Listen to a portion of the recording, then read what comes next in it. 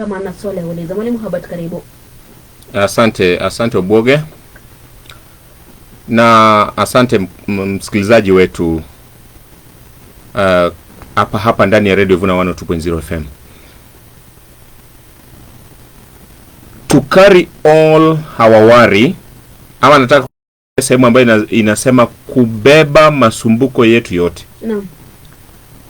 Na this is my favorite verse. Ni fungu hili nalipenda sana. Petero wa kwanza 5:7. Unajua Petero wa kwanza 5:7. No. Biblia hii inatusaidia sana wale tulio na wasiwasi, wale tunaosumbuka, wale tulio na changamoto na tunazidi kuona kwamba hatuna msaada. No. Fungu hili linatusaidia.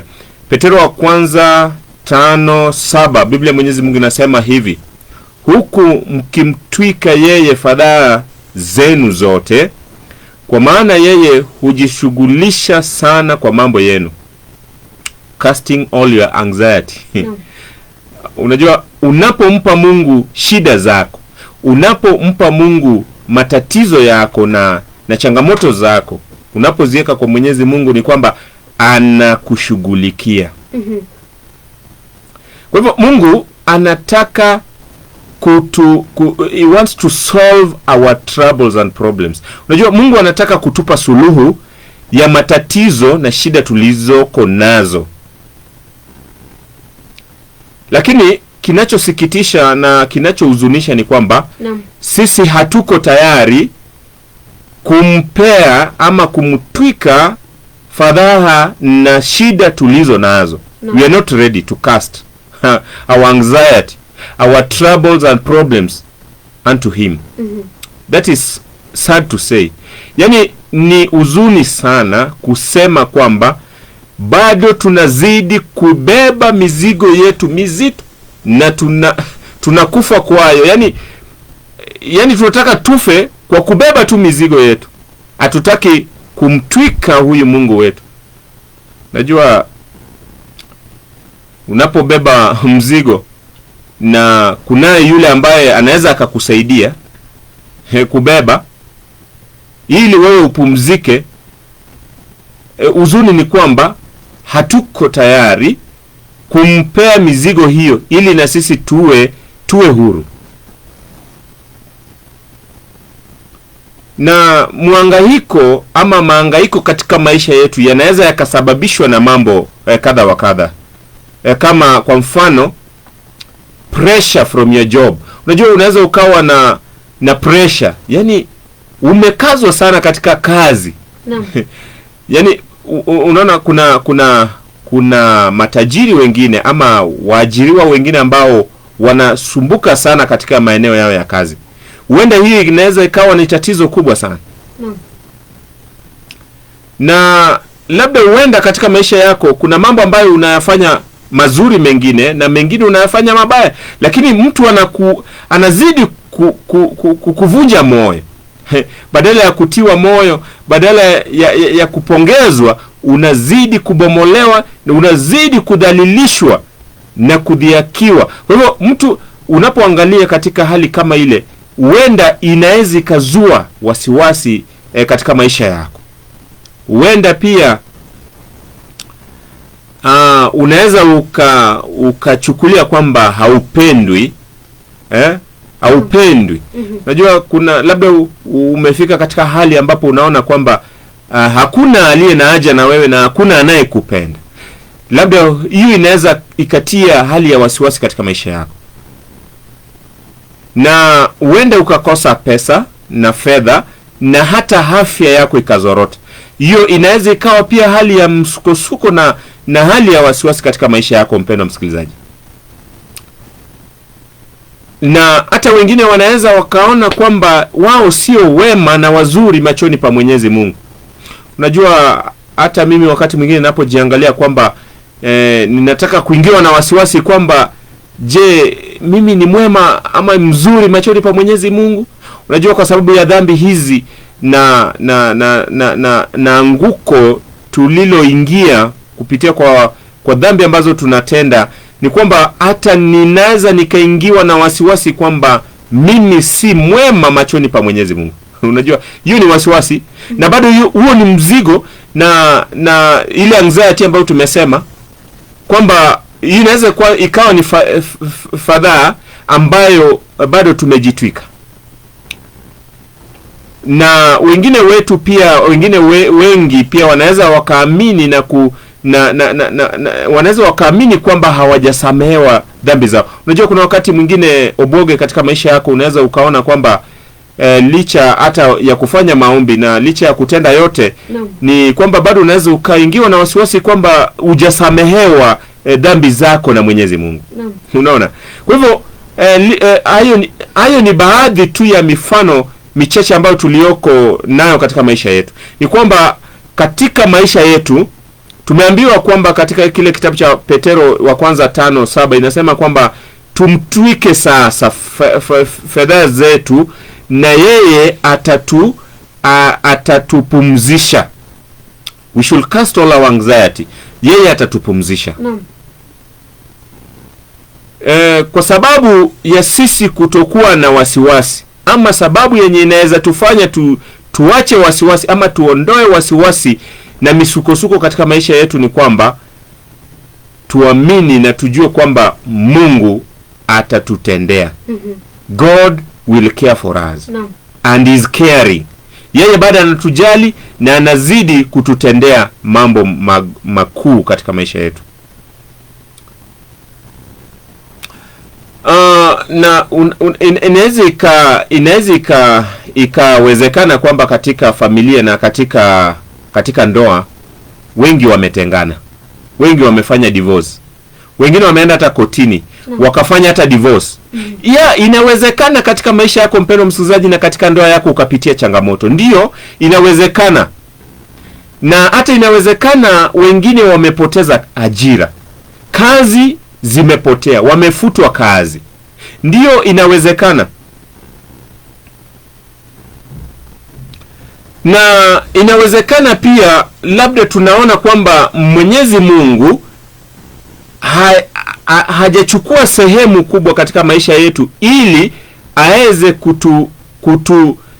kutupigania ama kututetea katika hali kama hiyo. Ndio, inawezekana.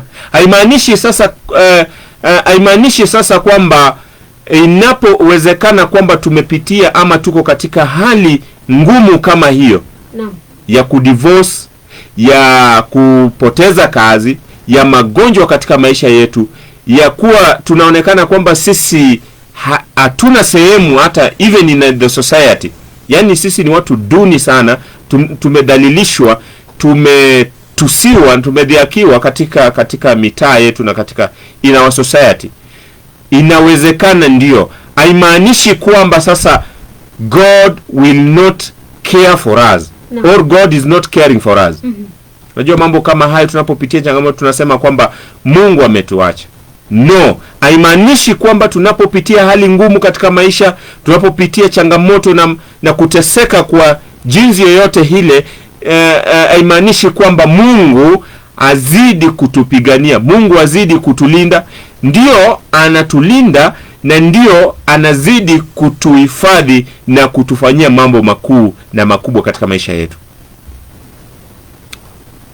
Kwa hivyo Biblia inatuambia kwamba Mungu, God cares enough to change any experience in our lives if that is his plan for us. Kwa hivyo Mungu ako na mipango mizuri kwa maisha ya kila mmoja wetu, na anapokuwa na mipango mizuri kwa maisha ya kila mmoja wetu, kwamba he cares, yani yeye anatutetea, yeye anazidi kututakia mema, anazidi kutupea mema katika maisha yetu ili tuweze kubadili hali na maisha tulio nayo. Najua hali ni ngumu na hali inaweza ikawa tofauti mpendwa msikilizaji katika maisha yako. Ndio, Mungu, God cares for us. Actually, wakati tunapopitia mambo kama hayo, tusije tukachukua kwamba Mungu hatujali. Mungu bado hanatujali. Ndio maana anatuambia kwamba tuweze kumtwika fedha zetu zote, tumtwike shida zetu zote, all our anxiety, na atatujalia ama atatukirimia. Ndio maana ningependa kusoma katika kitabu cha Mathayo 6. Unaposoma katika Mathayo 6, nianzie pale mstari wa Mathayo 6:25, nikiteremka. Naomba kusoma hivi Mathayo 6:25, 6:25 kuteremka. Inasema, kwa sababu hiyo nawaambieni, msisumbukie maisha yenu, mle nini au mnywe nini, wala miili yenu mvae nini. Maisha je, si zaidi ya chakula, na mwili zaidi ya mavazi? 26, waangalieni ndege wa angani, ya kwamba hawapandi wala hawavuni wala hawakusanyi ghalani, na Baba yenu wa mbinguni huwalisha hao. Ninyi je, si bora kupita hao? 27, ni yupi kwenu ambaye akijisumbua haweza kujiongeza kimo chake hata mkono mmoja? 28, na mavazi ya nini kuyasumbukia? Fikirini maua ya mashamba, jinsi yameavyo, hayafanyi kazi wala hayasokoti. 29, nami nawaambia ya kwamba hata Sulemani katika fahari yake yote hakuvikwa vizuri kama mojawapo la hayo. 30, basi ikiwa Mungu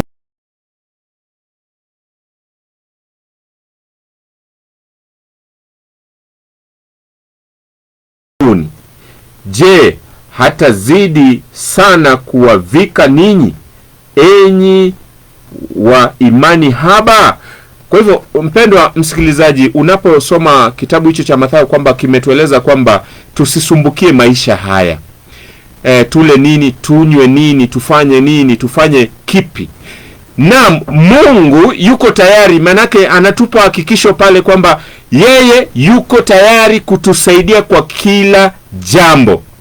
Ndio maana jioni ya leo, mpendwa msikilizaji, tunaposema kwamba yeye yuko tayari kutubebea masumbuko yetu na shida zetu. Kwa hivyo tusisumbuke sana, tusijiulize maswali mengi sana, manake Mungu yuko tayari na yuko karibu sana nasi kwa sababu ya kutubebea masumbuko na shida zetu tulizo nazo. Still faithful when God cannot be seen. Bado ni mwaminifu wakati Mungu haonekani. Tunapofikiria kwamba God doesn't care, tunapofikiria kwamba Mungu hatujali, Mungu hajali kuhusu hali yetu, tunapofikiria jambo hilo, huenda haliwezi likapendeza. No. Na hakupendezi. Hali kama hiyo haipendezi. Unajua Mungu ametuhakikishia kwamba hanatujali. No. Na anapotujali, sasa tunapozidi kufikiria kwamba Mungu hatujali, ni jambo la kusikitisha, ni jambo ambalo halipendezi. No. Samahani. Ni kama kuishi kwa giza mahali ambapo hakuna mwanga, na wewe unatembea katika giza. No. Je, inawezekana katika usiku wa leo, katika giza hili, ukatembea bila mwanga ama bila mwangaza? Haiwezekani. Kwa hivyo hata sisi, mpendwa msikilizaji, ni vigumu sana katika maisha yetu, na sio jambo ambalo linaweza likapendeza tunapoona kwamba Mungu hajali kuhusu hali yetu na hali ya maisha yetu. Kwa hivyo, mpendwa msikilizaji, ni kama kuishi kwenye giza bila mwanga.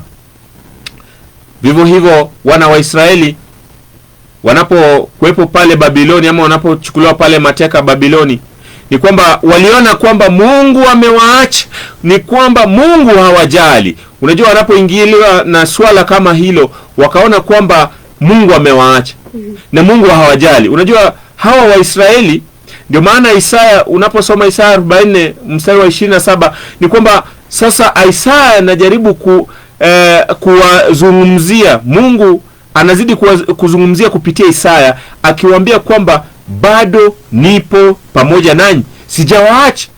Unajua pale katika mstari wa 27 Isaya 44 mstari wa 27 ni kwamba wamechukulia kwamba Mungu amewaacha. Ndio maana wameenda pale mateka pale nchi ya utumwa Babiloni ili waweze kuwatumikia pale. Na wanapokuwepo katika hali kama hile, vivyo hivyo hata sisi katika hali yetu nyakati hizi ni kwamba tunaweza tukachukulia kwamba hizi shida ninazopitia ni kwamba Mungu ameniacha. Na huenda tukauliza maswali, na huenda hata tukaacha swala la imani, tukaacha hata kushiriki katika kanisa. Tunaweza hata acha kwenda kanisani. Ndio mpendwa msikilizaji, unaweza ukapitia hali ngumu kama Waisraeli, na hata wao wakauliza kwamba je, huyu Mungu ni kama hatujali. Lakini Mungu anawakumbusha, unaposoma pale Isaya 44 mstari wake wa 28, Mungu anazungumza jambo pale, anasema kwamba anawaambia, anawakumbusha kwamba yeye hana uwezo. Ndio maana anasema hazimii wala hachoki, akili zake hazichunguziki. Unaposoma pale, hiyo ni Isaya 44 mstari wake wa 28. Anasema kwamba yeye haezi akazimia na haezi akachoka. Kwa hivyo Waisraeli wanapochukulia kwamba Mungu amechoka pamoja nao ama amechoka kutoka kwao, ni kwamba Mungu hachoki. Mpendwa msikilizaji, jioni ya leo kwamba na wewe ujue katika hali yako na katika maisha yako, unapozidi kuwa na imani kwa Mwenyezi Mungu, hata ijapa umuoni, jua kwamba hana kujali. Unaposoma pale mstari wa 29 Isaya 40 mstari wa 29 inasema kwamba wapa nguvu wazimiao, humuongezea nguvu yeye asiyekuwa na uwezo. Kwa hivyo Mungu wetu ni mkuu, Mungu wetu ni mwema, na mambo na makusudio yake kwa maisha yetu ni mazuri. Mpendwa msikilizaji, ndio maana anasema yeye anatutia nguvu, anatupa nguvu. Tunapozimia, tunapojaribu kuingiwa na changamoto na tunajaribu kupoteza matumaini, ni kwamba Mungu anatutia nguvu, anazidi kututia nguvu. Manake tunapotaka kuzimia, yeye yuko karibu nasi na anatutia nguvu, na hata anatuongezea nguvu sisi wale ambao hatuna uwezo. Hata unaposoma kitabu cha Esther, ni kwamba Wayahudi pia katika kitabu cha Esther waliona kwamba ni kama Mungu amewaacha. Unajua pale wanalia sana, wanasema sasa Esther, hebu jaribu kutuombea kwa Mwenyezi Mungu. Ni kama swali hili. Kwa hivyo wakaenda katika maombi, ni kama waliona Mungu amewaacha ama Mungu hayupo pamoja nao. Ni kama Mungu hawajali, Mungu hajali kuhusu maisha yao. Ndio maana unaposoma kitabu cha Esteri huwezi ukapata jina Mungu likitajwa pale. Unajua kitabu hicho hakina jina Mungu katika kitabu hicho cha Esther. Kwa hivyo ni kama waliona Mungu amewaacha. Hawa ni Wayahudi wa kitabu hichi cha Esther, wanaona ni kama Mungu amewaacha. Vivyo hivyo leo hii tunaweza tukafikiria kwamba Mungu ametusahau. Wakati ambapo mambo mabaya yanatutendekea katika maisha yetu, huenda tukachukulia kwamba Mungu ametusahau. Lakini lazima tuwe na swala la imani kwake. We must learn to trust him. Lazima tujifunze kumwamini huyu Mungu. Ndio tunaweza tukajiuliza kwamba Mungu, mbona umetuacha? Lakini tumwamini huyu Mungu. The same God who saved his people in the book of Esther will save his people again in the end times. Mungu huyu katika kitabu cha Esther tumesema kwamba jina Mungu alipo, na walichukulia kwamba Mungu amewaacha na Mungu hawajali. Huyu Mungu aliyewaokoa hawa Wayahudi kwa kitabu cha Esteri ama Esther, huyu ndiye yule Mungu ambaye tunamsema jioni ya leo kwamba atatuokoa hata sisi kwa nyakati za mwisho. Ndiye yule Mungu atakayetuokoa katika nyakati tunazopitia shida na hali ngumu ya maisha. Mpendwa msikilizaji, usikate tamaa.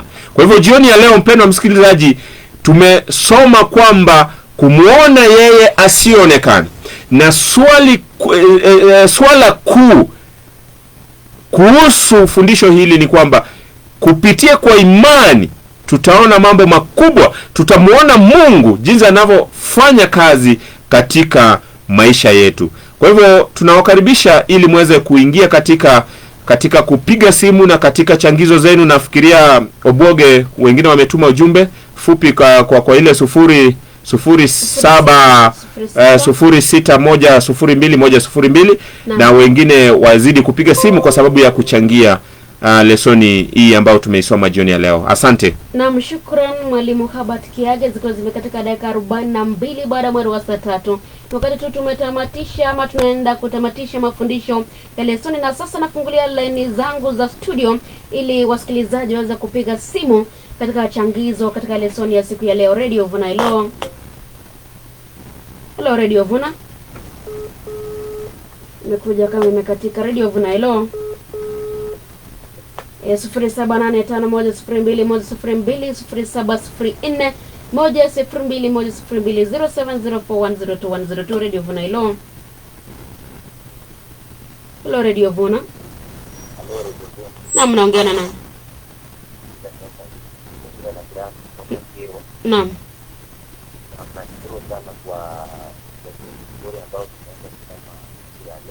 Naam. Pole Brian kutoka Kiro, unaweza ukapiga tena. Naam. 0704102102 07850102 Radio Vuna, hello. Radio Vuna, hello. Yes, Waire.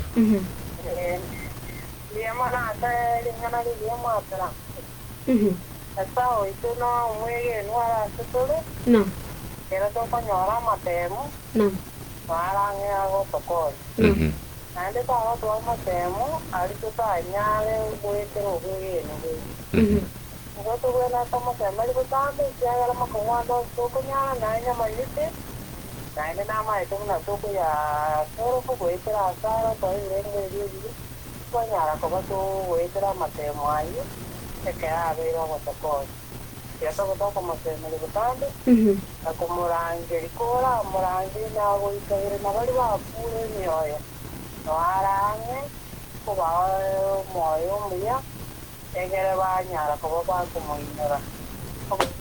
Asante kwa wale wenzetu ambao hawajasikia lugha hiyo, ni kwamba anamaanisha kwamba Mungu wetu yuko karibu pamoja nasi kwa wakati wote kwa kutusaidia. Tunapopitia changamoto nyingi katika maisha haya, Mungu wetu atatusaidia na yuko karibu pamoja nasi. Radio Vuna, hello. Naam, naongea na nani? Yes, wabo tuweri nagu. Yes. Naam. Hata ukiacha kanisa. Uka kila jambo tunafanya Mungu wako ndani. Na kama wengi wetu roho zao zimevunjika, wacha tuwaambie tu Mungu awasaidie, kila neno tunafanya Mungu aongoza na Radio Vuna yende mbele. Amen. Asante sana Radio Vuna, hello. Hello Radio Vuna. Katika msikilizaji, ziko zimekatika dakika 45. Radio Vuna, hello. Naam, naongea nani? Yes.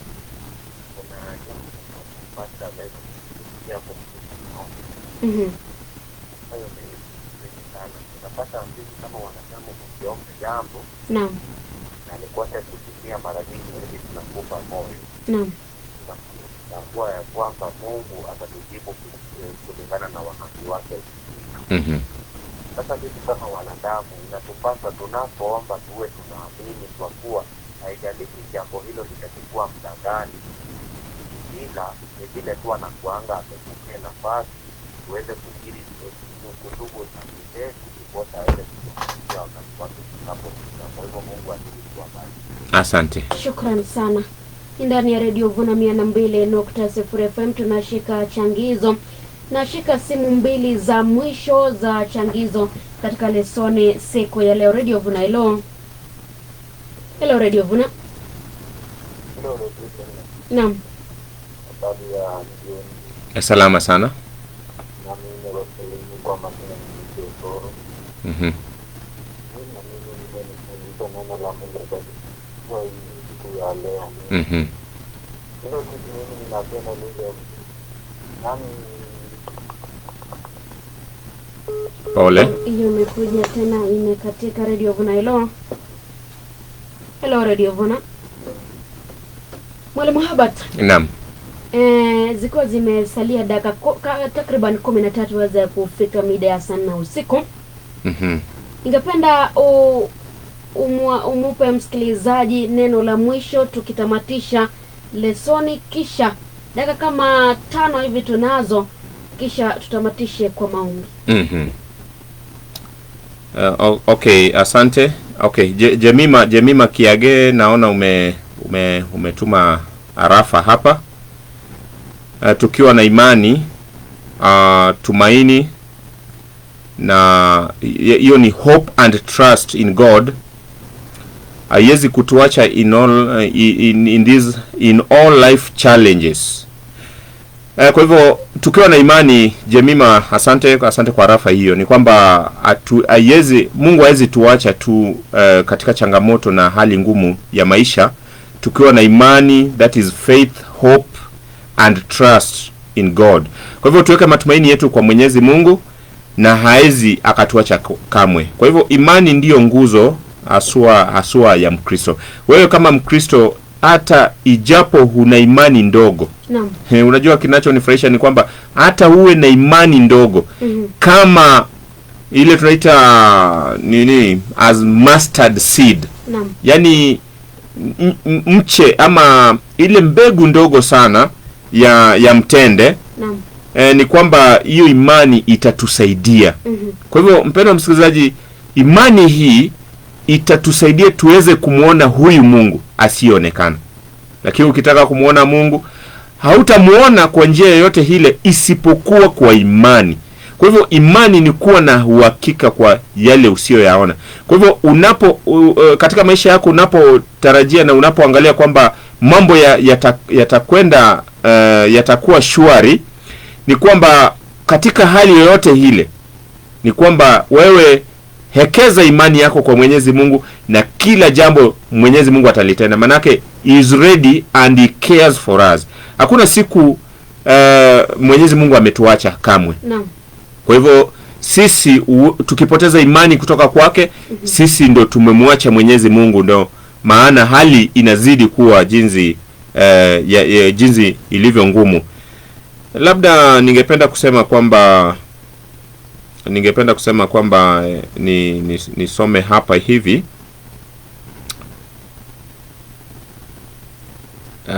Naomba niweze kusoma hapa statement hapa, inasema hivi.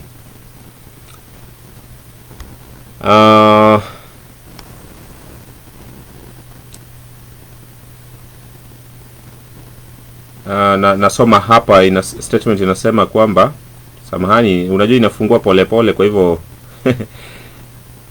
okay, God will give us the Holy Spirit if we ask him. Naam. Mungu atatupa Roho Mtakatifu tutakapomuuliza. His spirit is real. Huyu Roho Mtakatifu ni wa kweli. He will guide us, atatuongoza. Some people are afraid to trust God. Naam. Wengine ni woga sana kumwamini Mungu. Naam.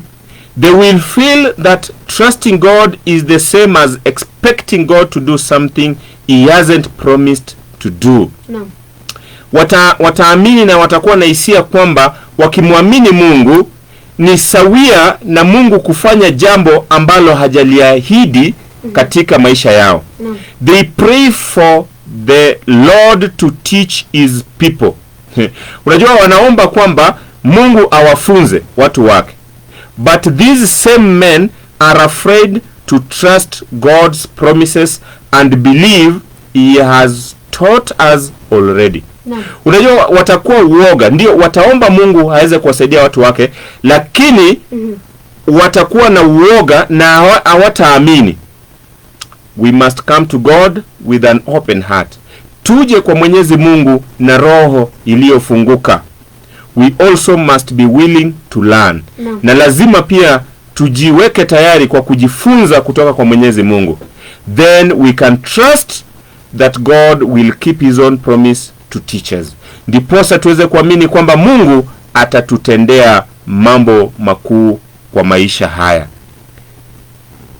Nitume salamu. Mwalimu Herbert, kabla ya kutuma salamu, Obotu anauliza, utaweza kujua mtu kama ako na imani bila kuonyesha matendo? Naam, imani na matendo ni jambo ambalo linaenda sawia. Manake pasipo na matendo imani imekufa. Kwa hivyo lazima uamini. Swala muhimu ni kwamba uwe na imani. Na imani hii itakushurutisha ili uweze kufanya matendo. Kwa hivyo ndiposa inaenda hand in hand. Kwa hivyo zinapoambatana ni kwamba imani ndiyo jambo la msingi haswa. Unajua uwezi ukawa na matendo pasipo na imani. Kwa hivyo imani ile ni matendo yale ni kudhihirisha imani ulio nayo. Kwa hivyo zinaendana hunyo kwa hunyo na zinaendana pamoja. Kwa hivyo imani hiyo itakufanya uwe na matendo. Na utakapokuwa na imani na lazima uwe na matendo. Na usipokuwa na imani matendo yatakuwa yamekufa. Kwa hivyo matendo hayatakuwepo. Naam, asante. Asante Obotu kwa swali hilo, na asante kwa wenzetu ambao wamepiga simu, na asante pia kwa wale wamezidi kutuma harafa hapa. Na asante pia wale ambao wamezidi kutufuatilia kwenye mitandao. Tunawashukuru kwa pamoja. Pasipo kusahau, ningependa kutuma salamu zangu kwa Jemima, nitume salamu zangu kwa Heavenly ambaye ni mke wangu na watoto wangu. Ningependa pia kutuma salamu zangu kwa washirika wa kanisa langu New Life Metamayo Church, kuanzia Elder James na wengine, Elder William na washirika wote wa kanisa, na zidi kuwapa salamu. Ningependa pia kutuma salamu zangu kwa Lilian admin, nitume salamu zangu kwa Radion, nitume salamu zangu kwa Grace Ongwenyi pale Gijauri, na Diana na Rinyoni, Vincent Menta na Evans Teresi. Actually